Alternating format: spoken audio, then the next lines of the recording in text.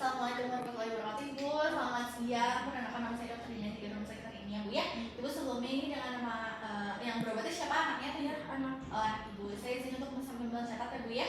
Jadi saya izin untuk minta identitas anaknya dengan nama anaknya siapa? Nara. Namanya Nara. Usianya berapa lo? 3 hari loh. 3 hari. Laki-laki perempuan? Laki-laki. Laki ya. Baik.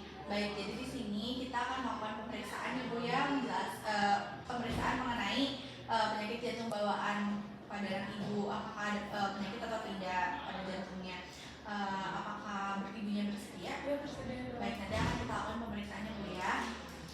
Di sini untuk peralatannya kita siapkan peralatan terlebih dahulu. Di sini ada oximeter neonatus, stetoskop neonatus, dan juga formulir pencatatan. Di sini kita pertama harus menenangkan bayinya terlebih dahulu dan kita hangatkan bayinya. Lalu setelah itu kita tidak boleh melakukan screening pada bayi yang sedang menangis dan hipotermi atau saat bayi menjalani hipoterapi. Lalu selanjutnya kita lakukan pemeriksaan fisik dari PJB-nya. Kita periksa sianosis sentral pada bayi, warna kebiruan pada ujung jari, bibir, dan juga bagian lidahnya di sini normal. Lalu selanjutnya setelah itu kita periksa laju pernafasan pada bayi yang baru lahir, normalnya itu 40-60 kali per menit. Lalu selanjutnya kita lakukan pemeriksaan nadi. Kita dilakukan pada 4 ekstremitas kiri dan kanan, di bagian arteri radialis, brachialis, lalu juga arteri dorsalis pedis, dan juga pada bagian femoralis. Di sini kita mengindikasikan curah jantungnya buruk atau vasokonstriksi perifer. Terus kita lakukan pengukuran tekanan darah dengan metode flash. Lalu selanjutnya kita lakukan inspeksi pada bagian dadanya. Apakah kita lihat apakah stenumnya flat, convex atau convex. Lalu kita lakukan palpasi pada bagian dadanya, ada trill atau tidak. Lalu selanjutnya kita lakukan auskultasi dada dengan lokasinya di bagian aorta, lalu setelah itu di bagian pulmonal, lalu pada bagian trikuspid, dan juga pada bagian mitral.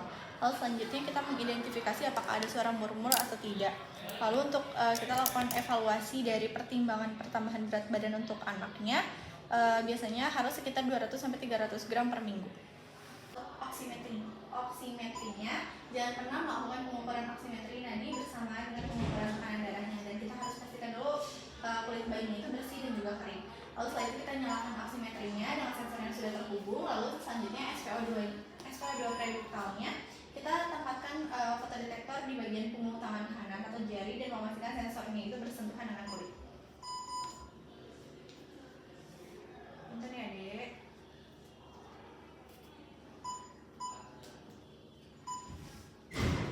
Lalu setelah itu SpO2 postduktalnya kita lakukan pengukuran yang sama pada bagian kaki. Kita letakkan fotodetektor pada telapak kaki atau jari dan probe pemancar cahayanya pada bagian dorsum pedistalnya.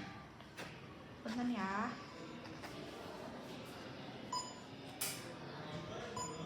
Lalu setelah itu kita baca dan catat hasilnya. Kita ikuti algoritma screening dari PJB kritis, dan setelah itu kita jelaskan hasilnya kepada ibu. Baik, di sini untuk peralatannya kita lakukan penyesuaian dari ukuran manset dan sentimeter anak seusia anaknya.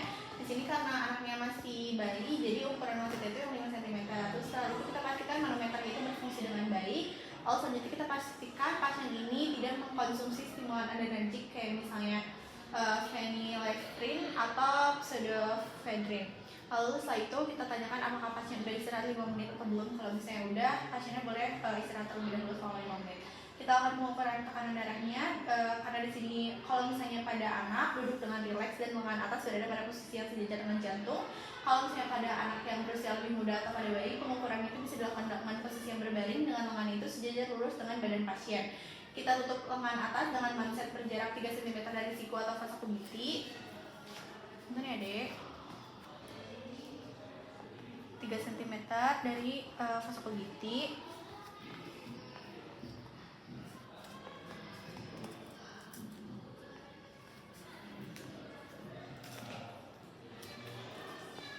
Lalu setelah itu kita tentukan posisi arteri brachialisnya. Arteri brachialis dengan mempalpasi vasa kubitinya, kemudian kita letakkan tanda panah pada stetoskop di titik tersebut.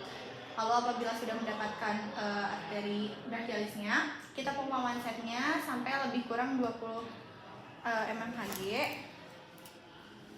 Di atas silangnya perabaan nadi. Lalu setelah itu kita letakkan stetoskop pada vasa kubitinya.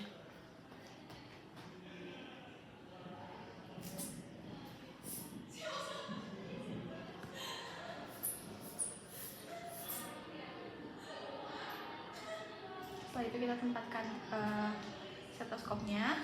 Lalu setelah itu kita diturunkan secara perlahan 2-3 mmHg per detik sampai terdengar bunyi coral cough yang satu atau sistolik dan juga diastoliknya.